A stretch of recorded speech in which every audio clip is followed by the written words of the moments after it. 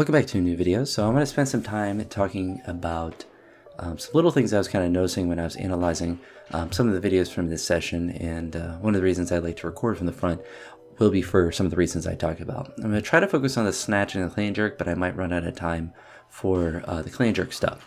But this was my session from Sunday, so I got up to 115 on the snatch and up to 140 on the clean and jerk.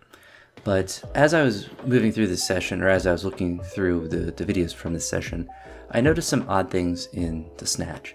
The first one is that my right arm is a bit lower than my left one as I start to pull. That's something that's a pretty easy thing to fix, and I think it's something that will continue to improve as what have kind of figured out is my rhomboid on the right side of my back has probably, it's something up the chain as far as mobility. So one, I'm working mobility, trying to focus on that, but also just trying to strengthen that area with pull downs. I did some single arm pull downs the other day, and also just trying to modify my pulls slightly and to do more of them of snatch pulls to really focus on the upper back and that kind of finish with it. So I think those things will help. And I will say my rhomboid is doing better because I can always notice it after I finish a squat. When I re-rack it, that's when the pain is the worst, when you have all that pressure from the weight on your shoulders or your traps or whatever, and then you set it on the rack. And honestly don't know where the pain came from, but I'm sure it's something to do more so with mobility than any sort of strength thing. But that's just something that happens in lifting. Sometimes things become in pain, but that is getting better. So hopefully that is something that starts to improve. But that's something that's also pretty easy to assess as I'm warming up, if the bar is level or not. So that's something that as I mentioned, the pain and the rhomboid and the strength in that area improves, I can also use the video to assess that. So hopefully that is something I can continue to improve. But something I noticed more so down the chain. So after the third pull, when you're pulling under the bar, when you don't have straps, the transition for me going from having the hook grip on the bar and pulling myself under, and then the rotation of the wrist where I'm kind of pushing myself under, the hook grip releases, which is something that I've never intentionally did or not did. It's just what came naturally, and so I've never tried to change it. It's not something I'm worried about changing, especially weighing as much as I do now. It's not really a mobility thing that I'm really that worried about. And you see most people who do snatches release the hook grip, but as the hook grip is releasing, I noticed a very odd thing. So it's something I haven't really looked at on a lot of my snatches in the past, so I'm sure it's something that's always kind of been there. But my hands slide out slightly, a little bit on both sides, but I noticed that the movement out was more so exaggerated on the left side than it was on the right. The right side seemed to stay connected to the bar better, and the left side, my left hand seemed to slide out further, which isn't really that major of a thing. It's not like it's sliding out dramatically to where it's extremely noticeable or anything like that in real time. You have to slow it down, or at least I did. But what that's probably doing is changing the timing of when I fixate under the bar. Because what I noticed is while that's sliding out, the transition from my wrist being pointed down with the hook grip to my wrist being pointed up without the hook grip, my left hand is slower than my right hand, which is interesting to see. It's something that you can't really notice while you're doing the lift. You probably, for me, you kind of notice after if you're imbalanced or whatever, but it wasn't something I really thought about. I just thought, my hands kind of just went at the same time. So that's something that I can actively think about, especially when I'm warming up. So kind of thinking about the bar being level as I'm pulling it on both sides, because I think I was just overly focused as well on the left side because of my thumb being hyperextended the other week, so I'm just kind of overly focused on that. So I'm sure that's part of the issue. And there's all kinds of things that you can work on mobility wise, like it could be something in my right leg, it could be something in my back, different things. And as long as I'm trying to get mobile and stronger and stuff like that, and just kind of measuring the changes over time, I'm sure that'd be something that will be ironed out. And it's nothing that's like extremely major, but it is something that I can work on. I'm more concerned about the timing under the bar and trying, especially with the hook grip, trying to make it the same on both hands, because I'm sure that will help with my fixation under the bar if I'm really focusing on both hands kind of punching under at precisely the same time and my left hand not really sliding out. So that'll be some things I'm thinking about as I'm snatching during the week. And that's probably why I like snatching with straps better than with hook grip, because with the straps you stay connected to the bar better and that probably means that my timing under the bar is probably better. So, it's cool information to be able to kind of figure out as I look back at my lifting.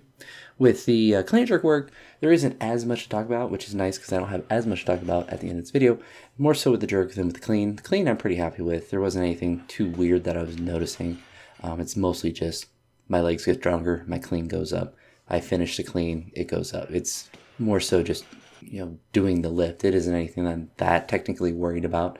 But it's always good to kind of look at it and see if there's anything weird happening. But for the jerk, a lot of things I was noticing are similar to issues that I have in the snatch. Nothing with like my hands sliding out extremely majorly, but more so the timing. I feel like my feet timing are like I land too early and that my arms aren't as extended as they should be. It's kind of a weird thing, but I think it's just as I extend my body up to push under the bar, or at least to push the bar up as my legs are splitting, to really focus on getting more height on the bar. Because as I get more height on the bar, I'll be able to obviously do the jerk easier. It'll be moving faster, and I think that's part of the issue I'm having. I'm probably not pushing it back far enough. I'm not pushing it up fast enough. I'm not locking out fast enough, and my footwork is too early in a sense, but I don't know if that's really the case. I think it's more so that I'm not fully extending and pushing the bar up and getting that full extension before my feet are trying to move. I think I'm trying to move my feet too early. I think I could probably spread my feet out a little bit more, but I think at this point of my lifting career, that's not as important to try to fix because that's going to be too difficult to try to go through the footwork. More so just trying to use my legs, because when I use my legs, usually jerks go quite well. So that's something I'll be thinking about with the jerks as well. And that's why, I like to film all my lifts, and it's something I've talked about in the past, why I started filming things in general, back when for baseball and then for lifting. It's nice to look at it because most of the time you're not going to look at everything that you do, but it's nice to sit down if you're having, a day that's like this. It wasn't that bad or anything, but it was just like, things felt a little off. So just kind of look at it and see if there's things that are what you perceive to be incorrect and things that you can kind of fix, whether it's imbalances or timing and things like that. I try to focus on things that I think will have the biggest impact. I definitely think the pull under the bar and that timing of my hands will be a pretty major thing. And then just to pull off the ground, obviously that's a big thing as well. For the jerks, obviously just fully extending and being able to measure the differences when you do fully extend will be good as well. But that's why as of late, when I go to the gym, I try to record directly from the front to be able to see that, because that's where I see a lot of my issues. I think you can get a lot of benefit from recording from different angles, but it's good to kind of figure out the angle that you want to and then just consistently use that same angle to be able to assess changes in your lifts. And that's why I'll probably continue to record from the front to be able to see that, to be able to measure the changes. But I think the big focus for me will be the snatch with my hands, because I think the leveling of the bar will just be kind of something that will just happen naturally as my mobility and everything come back to normal, and the area gets strengthened and whatnot. But then same with jerks, just trying to fully extend and then move my feet. So hopefully some positive effects with that, but a little bit, I suppose a little bit different, because I didn't talk about the lifts specifically, but that's just more so what I was looking at as I was editing through the clips, because I always will edit and cut all the clips together and then do the voiceover. But I know there's a lot of blank space at the end now, because I can always tell how much space I have of the video.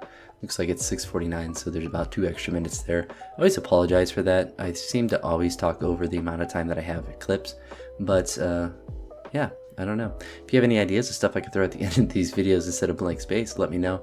But as of now, I don't have anything, so you just get the blank space and me rambling incoherently at the end, I suppose. But that's it for now.